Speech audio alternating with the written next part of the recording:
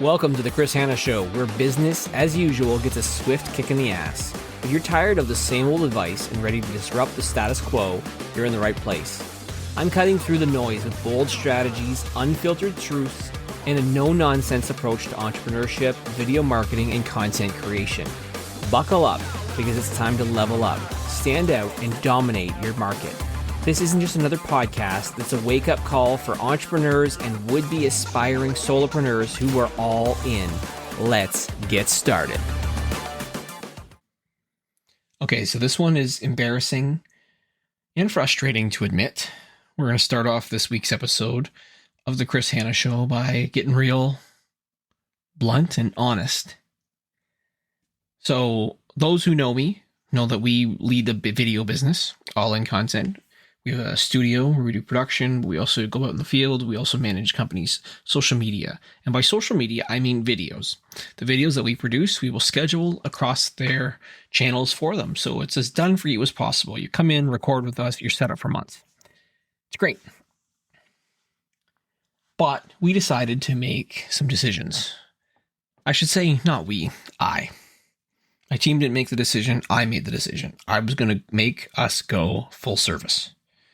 I thought full service meant expanding our services to include more than just video and social media.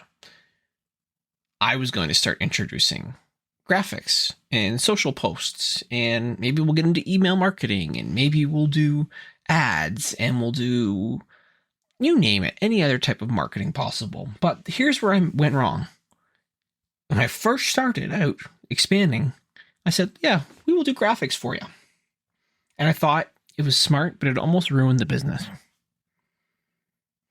And I knew better while I was doing it. We're a video company. That's our thing. That's what we believe in. That's what I believe in. And for a stretch, though, I decided, let's offer static image posts to clients. I knew that they didn't work. I touted everywhere on social media and in person and talking to everyone that it's useless and a waste of time and energy to do it. But the hypocrite in me didn't want to, lose the business or push back on clients. So I said, sure, let's do them. I didn't love doing them, but clients asked. So we said, fine, we'll do it. And everyone felt the misalignment, but no one would say it out loud at first. And I think this is where misalignment really starts. It never starts with a big compromise. It starts with something small. Hey, can you handle some static image posts, Chris? Just a few. We just want to round things out so it's not just video content on our feed. It sounds reasonable. It's harmless. And of course, it sounds like a good service just to keep the client happy. But it's not. It's the beginning of dilution. At least in my case, it was. Truth is, I hated the work. Hated it. I hate wasting time designing graphics in Canva and trying to figure out the right combination of texts and colors and images. And if I don't have images, trying to find stock images, which I know are definitely not going to work well. But I hated it, but I never wanted to admit it publicly. Static posts aren't evil. But that's not what I believe in. They're not where you're going to create the most amount of leverage. And it's honestly not what we're, or I, even at All In Content, are best at. And when you hate the work, as much as I hated the work, I'm going to say it shows. It leaks. It leaks into how you talk about it, how much care you put into it, how confidently you stand behind it. And you can't fake conviction for long. And clients, they don't need to say it. They feel it. What surprised me most wasn't my own frustration. It was the clients. They didn't always complain. They didn't always articulate the issues. But engagement was flat. Excitement was low. Conversations just felt off.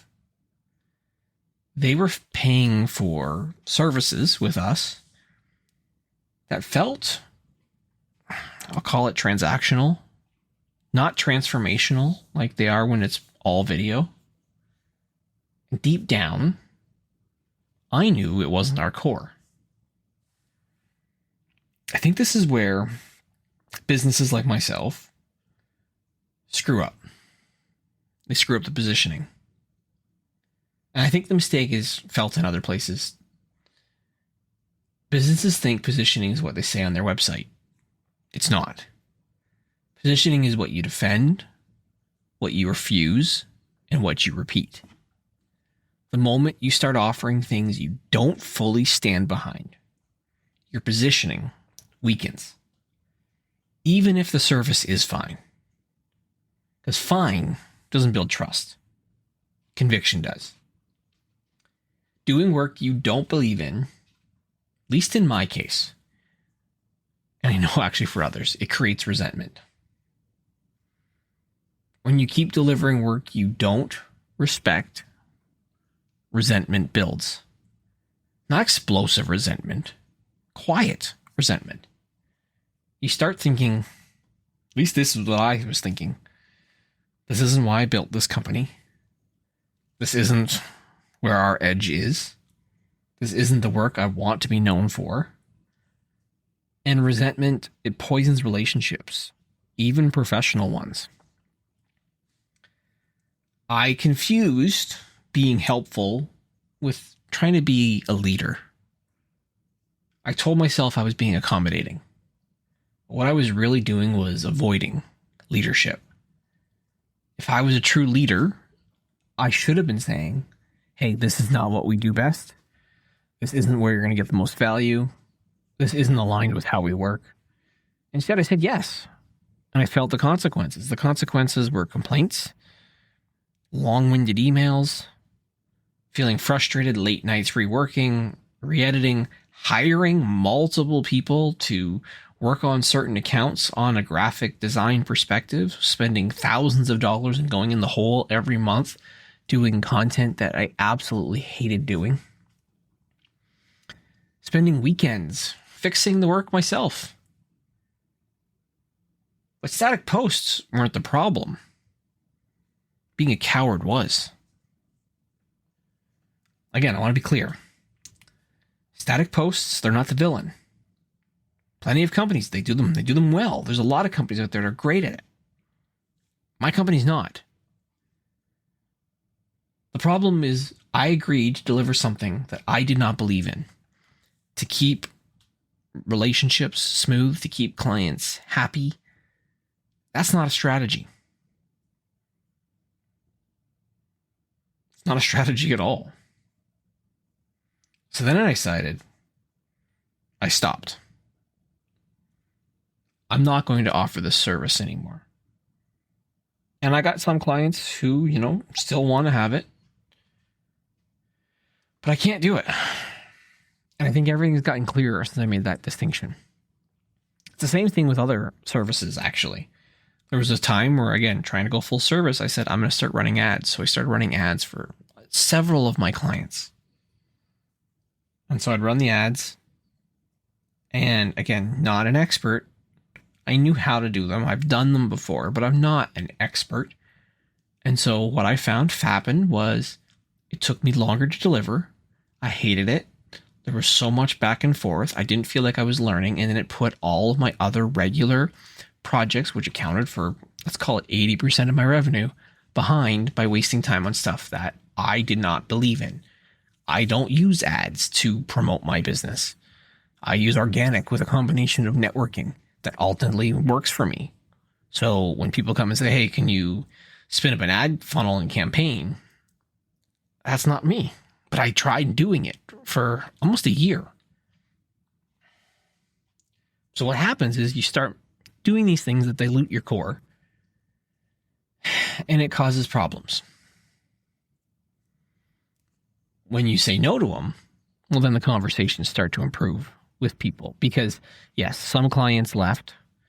Some leaned in harder to what we do best. But honestly, I felt like we had better conversations with people once we were more honest.